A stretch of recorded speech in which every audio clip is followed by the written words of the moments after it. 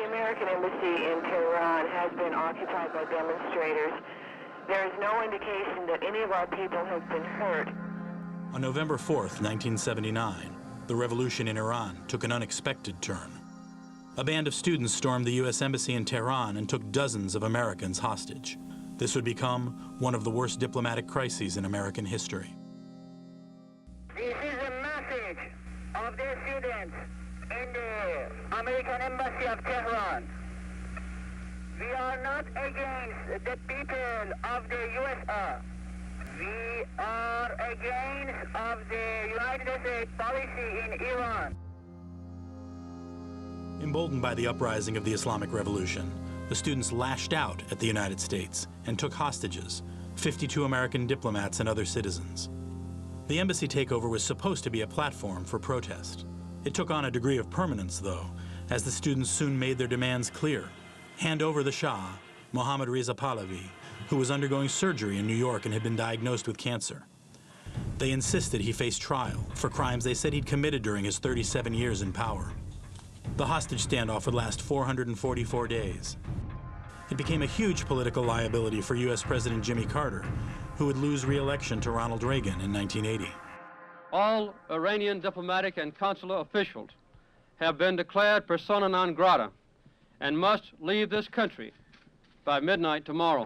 Similarly, AP journalists had been declared persona non grata 2 months before the embassy takeover. Now they were being allowed back into the country. The Tehran bureau was back in business. Thierry Campion, a young photographer from Paris, was chronicling the revolution. He'd already spent 4 months photographing Ayatollah Ruhollah Khomeini while the exiled leader was living outside Paris.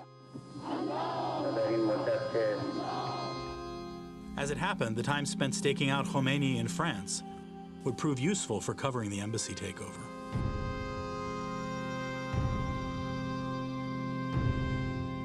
So this is Khomeini in Neuf-le-Château that was exiting the place where he was doing his meeting.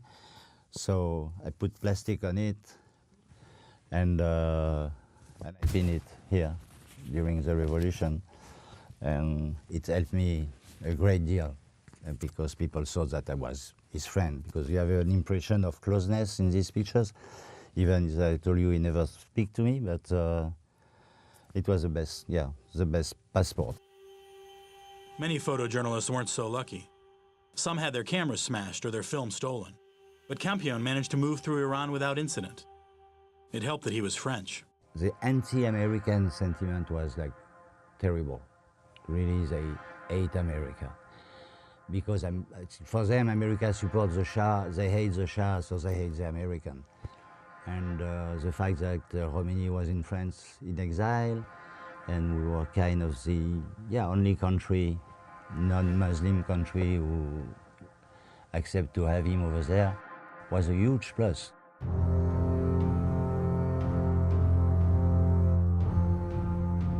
So Campion lingered outside the U.S. Embassy compound, waiting for the blindfolded and bound hostages to be paraded before the cameras or released.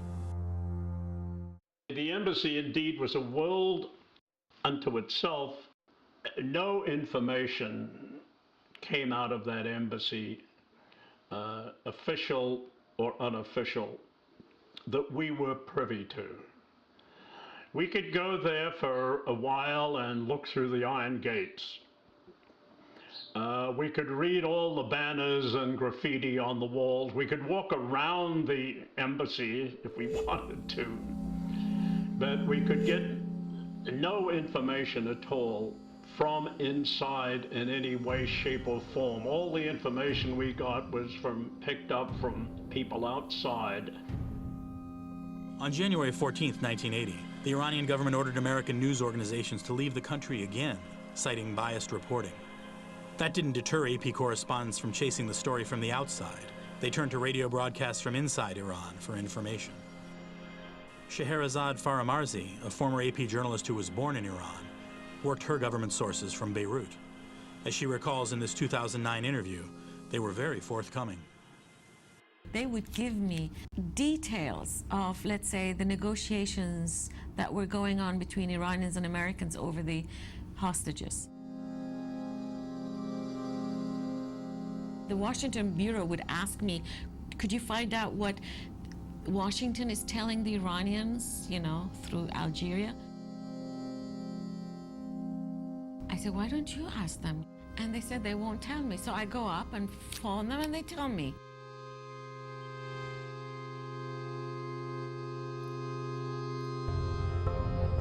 In April 1980, with the hostage crisis showing no signs of ending, Carter sent U.S. armed forces to rescue the 52 hostages. It was a catastrophic failure. 8 American service members died when their 2 aircraft collided in a desert field southeast of Tehran. It was my decision to attempt the rescue operation. It was my decision to cancel it when problems developed in the placement of our rescue team for a future rescue operation. The responsibility is fully my own. The fallout was significant. Relations between Iran and the U.S. sank even lower. Canadian press correspondent Bob Douglas captured the overall acrimony in this AP radio dispatch. Ayatollah Khomeini said in a statement read on state radio that if the United States should repeat its rescue attempt for the hostages, the government would be unable to control the militants controlling the hostages. And he then said later that if the United States does try a rescue mission, the hostages and the attackers will die. No one died, but the hostages remained captive for several more months. The government of the Islamic Republic of Iran and the United States finally reached agreement on resolving the issue of the hostages today. After extensive negotiations, they were released on January 20th, 1981. It was the last day of the Carter presidency and the day of Ronald Reagan's inauguration. And what of the Shah? He left the United States and made his way back to Egypt, still fighting cancer. He never faced trial, and he never saw Iran again. He died at age 60 on July 27th, 1980. The Shah's death was a final confirmation that a monarchical tradition had given way to an Islamic republic that endures to this day.